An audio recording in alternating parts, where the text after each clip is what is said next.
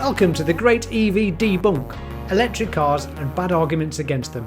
Hello everybody, it's me again, how are you? I know nothing about how sausages are made. I know nothing about football. It seems odd to me that grown men enjoy kicking around a bag of wind. I know nothing about most things and happily admit it. Trouble is, I catch myself sometimes trying to give an opinion on something I know nothing about, and I spot this when other people do too. What I hear regarding EVs is regurgitated, outdated, nonsensical, debunked long ago headlines that have bombarded us all over the years.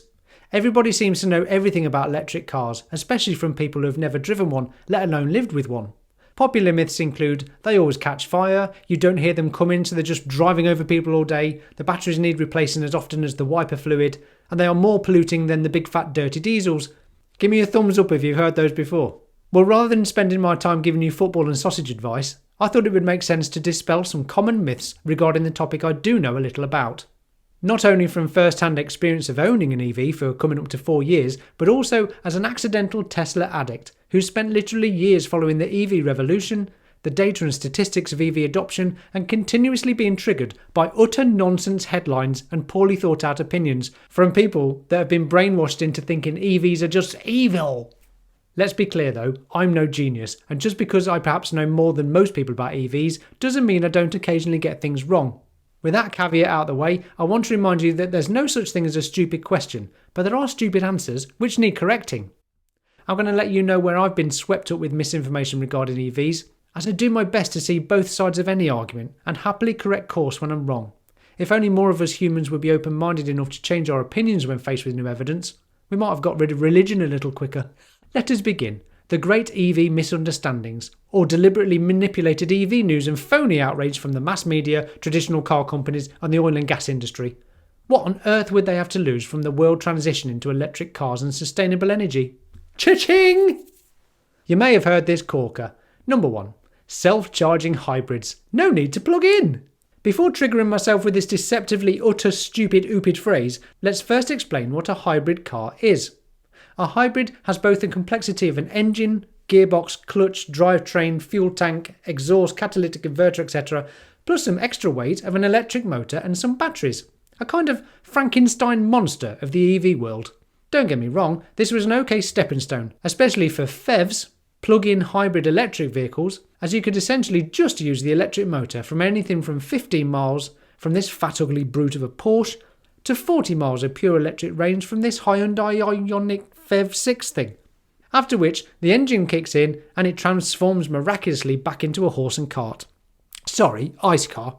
It's so very obvious to see why car companies would want to continue selling cars with engines to maintain. So to put it bluntly, there's no such thing as a self-charging car. It does not charge itself. It needs the engine to turn on and start the combustion process in order to charge the batteries and give you a tiny 1 to 2 miles of electric-only range from which the power generated has come from burning fuel in an engine. Toyota, Lexus and a few others have managed to manipulate the consumer to fool them into thinking it simply charges itself magically as it trundles along. The grain of truth here is that it just uses regen braking to charge itself just like any other electric car. However, this only provides a very small amount of energy to reuse and certainly should not be classified as a self-charging car. Norway has even banned the advertisement campaign of this due to its misleading, factually untrue, deceptive nonsense rubbish. My words, not Norway's. Stupid idea number 2. Hydrogen cars are the future! I wonder who on earth would push the idea of having to fuel up with a massively flammable expensive fluid in an extremely complex process from energy generation, transportation and distribution. It's so complicated and stupid, not to mention energy intense to make hydrogen, and quite frankly, a ridiculous idea that's been shown over and over again to be far less superior to EVs. A few points about the idea of hydrogen cars. The hydrogen complex system. Using natural gas in a process known as steam methane reformation, the hydrocarbons of methane are split into hydrogen and carbon components using heat and pressure. The other method, which can be done with renewable resources, is electrolysis, where water, H2O, is split into hydrogen and oxygen. Either way, it's energy intensive to make. The hydrogen must then be stored either through compressing the gas into a liquid or cooling it until it's liquid. Once in liquid form, it can be shipped to its final distribution location, whether by truck, rail or pipeline, more energy is required.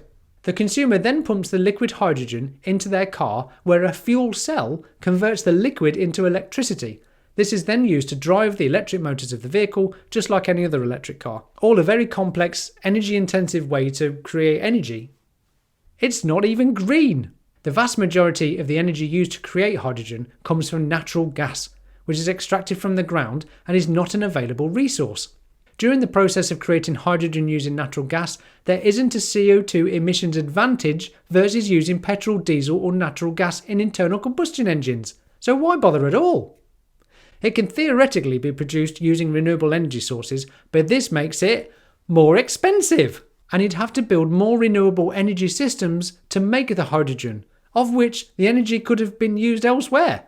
The cars themselves are expensive too. Here's a Toyota Mirai. I don't know how to say it. Mirai. £54,000. More expensive than a Tesla, plus you still have to pay for hydrogen fuel on top of that, which would still give you less range than an EV. Regardless of how the hydrogen is made, they're really not that efficient either. With a 300-mile range, Tesla amongst others are creating more range, a simpler charging process and way cheaper vehicles to buy and maintain. Another wonderful point, there's nowhere to fuel them. Shell has recently closed down all of its hydrogen filling stations in the UK. This leaves just 11 remaining, against a backdrop of 61,000 public charging points. If even the big oil companies can't throw enough money at hydrogen cars to make them work, no one can. Honestly, on the fail scale, hydrogen cars sit somewhere between Nikola Motors and Theranos. You can't fuel from home. The vast majority of EVs charge at home overnight, where the electricity mix from the grid is becoming cleaner, greener and cheaper. A step beyond that is to produce your own electricity with solar panels, and better still, store it for later use with home battery storage. You cannot fuel your hydrogen car from home, let alone make your own hydrogen to power it, as you can with EVs. This is why electric cars make so much more sense. Renewable energy can and is being used to generate electricity, which then charges the battery in your car, which then powers the electric motors on board. Far less energy overall is required compared to hydrogen. Electric cars are obviously just bad news if you're an oil company. Hydrogen maintains business as usual, which is exactly what they've been trying to push all these years. Did I mention hydrogen cars need batteries too? Which brings me nicely on to number 3. But what about the toxic, hazardous battery chemicals at the end of a nice car's miserable, dirty life? It's hopefully recycled piece by piece, or shredded like this. I should warn that some viewers may find this next scene distressing. Bring on the shredder. Die! However, at the end of an EV's life, the battery pack is still worth a lot of money. Batteries can be repurposed into stationary storage, where it doesn't matter if they're degraded somewhat, or they can be fully reused by separating the chemicals within the batteries and turning them into new ones. I realise this sounds ambitious, but JB Straubel was the Chief Technical Officer at Tesla for over 15 years. He's now the co-founder and CEO of Redwood Materials, a Nevada-based company building a sustainable future by creating a circular supply chain, turning waste into profit and solving the environmental impacts of new products before they happen. The goal is to achieve what's known as a closed-loop system, whereby one day there will be enough materials mined and battery products to recycle to reuse those materials in new products. Let's hope Redwood Materials can lead the way in recycling batteries and scale up facilities to what's needed. It's an enormous financial opportunity, so hopefully the incentive's there. I'll link below to their website so you can take a look later. Number 4.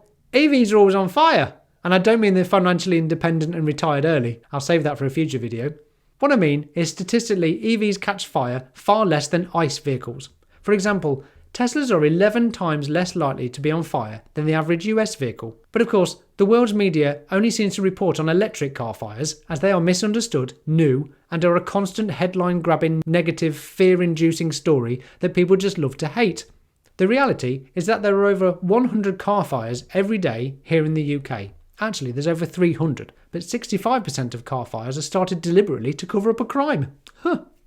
EVs are some of the top-rated cars for safety and are less likely to catch fire compared to ICE cars. There's just less friction and moving parts to heat up, which tend to be the cause of fires. Clue's in the name, really, isn't it? It's an internal combustion engine. I mean, there's little fires continuously sparking up in the engine right near that highly explosive liquid swashing about the place. Bit strange that it's been the norm for so long. Number 5, you have to wait while EVs charge. The vast majority of EV owners plug in at home and wake up to a fully charged car, just like your phone. If you are travelling far, then rapid chargers will refill your electrons in around 30 minutes, just enough time to grab a coffee and have a wee. So no, you'll never stand there staring at your charge flap while you're refilling, like you would at a petrol station whilst breathing in those heavily toxic fumes. Just plug it in, walk away and go about your business. Number 6, there's not enough electricity! Yes, there is. The grid can cope. Not just my opinion, but the National Grid here in the UK have said on multiple occasions that there's plenty of juice to go around. Especially as more sustainable forms of energy generation come online and off-peak electricity entices customers to charge during the night when the demand on the grid is low. Another interesting point is that the National Grid say that since everybody has changed to LED light bulbs, our country is saving 20% of its former energy use. Although admittedly, I cannot back that up with any evidence because I can't find the damn article I read. It's been driving me nuts. I don't think I dreamt it. If you are appreciating the efforts I've put into this so far, do give me a thumbs up to help show this to more people. Thank you very much. Number 7, EVs are more polluting than ICE cars. A common misconception, EVs have been categorically determined to be, based on evidence and data, way cleaner than any ICE car. Even if you were to refuel your EV with only the dirtiest generated electricity, i.e. from coal, it would still have roughly a third of the emissions over the lifetime of the car. The basic point here is that the energy grid is becoming ever cleaner. Refueling your car with renewable energy pushes its lifetime emissions lower and lower. If you have solar panels at home, your car becomes obscenely cleaner over its lifetime, as it won't depend on the typical mix of energy that comes from the grid. This graph shows the life cycle emissions of a car in the EU. At the bottom of the chart, let's call this electric blue, shows the battery production emissions. Dark blue, the manufacturing of the vehicle's emissions. And the light blue, that makes up for fuel, electricity production and use. The thin orange line predicts where the CO2 emissions will be by 2030. But even without that, right now, petrol and diesel cars emit almost 3 times more CO2 than the average EU electric car over its lifetime. If you still think that EVs are more polluting than ICE cars, I ask you, if you had a choice between sitting for an hour in a closed garage with an EV running or a car with an engine running, which would you choose? Number 8, don't you have to replace your batteries after a few years? Whilst it's true that older electric cars did suffer quite badly with battery degradation, at this point it will become as rare as needing to replace an entire engine on a car. Battery packs are guaranteed for around 8 years or 120,000 miles from most EV manufacturers, and excellent software and battery management systems in EVs closely monitor and control the batteries to make them as efficient as they can be and ultimately preserve the battery life as much as possible. Some Tesla battery packs have lasted over 300,000 miles without needing replacing, so things are looking way better for EV's battery lifespan compared to that of an engine. Tesla claims that the Model 3 and Y battery packs are made to last 500,000 miles, and aims for its next generation of batteries to last 1 million miles, which would accommodate for robo-taxi's high usage. Number 9, there's nowhere to charge them. First option, your house. 72% of UK homes have driveways. You may never need to use another charger. Second, place of work. If there are currently no chargers, ask for them. Keep plugging away and bugging your boss until they give in. It just need be a standard plug socket and trickle charge whilst your car is at work. Thirdly, there's flipping loads of public chargers everywhere. See ZapMap.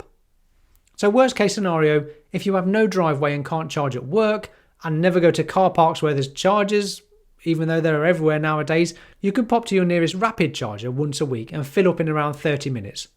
If that still seems too much of a compromise for the money savings, no emissions and pleasure of an EV, I don't know what to tell you. Maybe work on your stubbornness.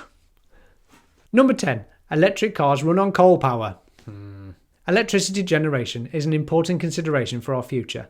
Clearly, the current system needs an overhaul, and it's just not sustainable digging up and burning stuff till we run out, let alone suffering the climate impact. Renewable energy is the answer and being proven out country by country. Renewable energy met 97% of Scotland's electricity demand back in 2020. In Norway, hydropower resources covered 92% of electricity generation, supporting an almost completely renewables-based power sector. Despite building their wealth exporting oil and gas, Norway is now aiming to be a huge exporter of renewable energy by massively building out its offshore wind capacity. The UK's energy last year came from 30% wind, 5% solar, 16% nuclear, 40% gas and just a piddly 1.6% coal. So anytime you used electricity last year, an average of just 1.6 of it came from burning coal. As more renewable energy comes online, the cleaner the grid will be, and that electricity is what's making driving an EV cleaner by the day. They are not fueled by 100% dirty coal, which is a stupid old argument that some people would still have you believe. Whichever country you look at around the world, solar, wind and hydropower, amongst other things, is being built out to support energy independence for our future. Not this afternoon, not next week, the future, a bit further away. Electric cars will continue to be fueled by cleaner, greener electricity. There is no clean alternative future with fossil fuels. Number 11, can't drive as far. For an old EV, no, you can't drive as far as any ICE car, but for the majority of new EVs, 200 plus mile range is the norm, and way more than enough for the vast majority of the people. In the UK, 95% of all journeys are less than 25 miles. It's just changing the way you think about refuelling, going from what we've done for 100 years by filling up at a petrol station to plugging in your car when it's inactive and sat in your driveway for hours not doing anything. Number 12, too expensive. With regards to brand new cars, yes they were, now they're not. You just have to zoom out a bit and look at the true cost of ownership over a few years, and it becomes quite clear that EVs are way cheaper to own and operate. But the purchase price of an EV is now pretty damn close to a comparable ICE car anyway, without looking at the savings over time. There's also the fact that most people lease their vehicles and pay monthly, which again, EVs and ICE cars are pretty competitively priced. We are also about to be bombarded with cheap EVs from China, much like during the 1970s when the West was overwhelmed with his new fandangled Japanese motorbikes, which quite simply were cheaper, lighter, better handling and more reliable than the soon-to-be redundant bike manufacturers of the time. Can you guess what's going to happen to traditional car companies this time round? History does like to repeat itself, doesn't it? History does like to repeat itself, doesn't it? Number 13, you can't hear EVs coming. Nowadays, all EVs have, for some reason, spooky sound playing out of them at low speeds. Mine, however, because it's older, does not, so I can still creep up on people and scare the pants out of them. I don't really. I also don't keep running people over as people hear me coming once I go over 5 miles an hour because of the tyre noise. Crack, did you hear that? Falling apart. If in a car park and pulling out of a space where there's a human in the way, the car alerts me and bleeps that I can't go yet. Just imagine a world where every car is humming past quietly, rather than roaring past and spewing toxic fumes.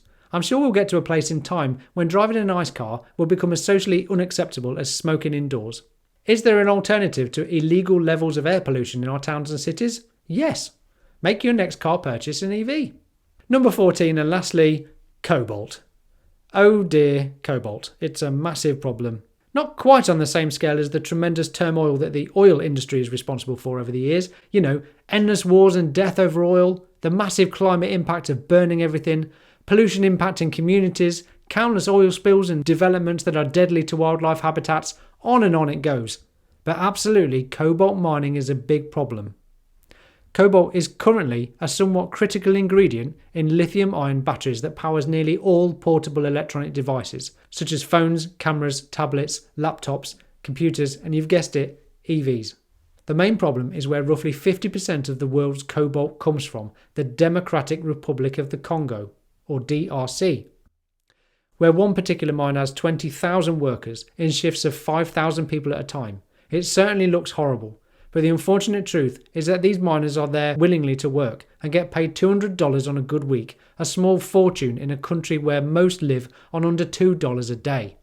Of course, more should be done to improve working conditions, but industry, governments and organisations that are happy to source unethical cobalt and use it to make components for bigger companies should take more defiant stance on human rights abuses in the cobalt production process. I personally think countries and politicians that run them should be responsible for those horrible mines to function the way they do. Obviously they should have nice shiny diggers and machinery and regular tea breaks, but the DRC, rightly or wrongly, is not the UK or America or anywhere else with higher standards of living and safety at work. What we can do is recognise that not everything in this world is black and white. It is complicated. What every country does is not necessarily our business. But of course we'd all love to see a peaceful, clean, respectful world with fluffy bunnies hopping around mines and cobalt magically appearing in battery packs, but this is not reality. And if you consider that every electronic device you have ever had contains cobalt, how does that make you feel? Are you never going to buy a new phone or computer? I don't entirely see why the end user is responsible for understanding the dodgy mining techniques, let alone be responsible for tracking down the raw materials in a supply chain. Before EV batteries, when did anybody question where the raw materials came from in a product? Phony outrage or totally justified? I really do try to see both sides of any argument. I may also be totally wrong. There's no such thing as a stupid question, remember? If I happened to have been born in the DRC and had to support my family, I'd be digging for cobalt too. And if that choice was taken away from me, how would I feed my family? There is far more nuance in the world than people would like to admit. Let me know what you think in the comments. I've got a feeling this might have triggered a few people.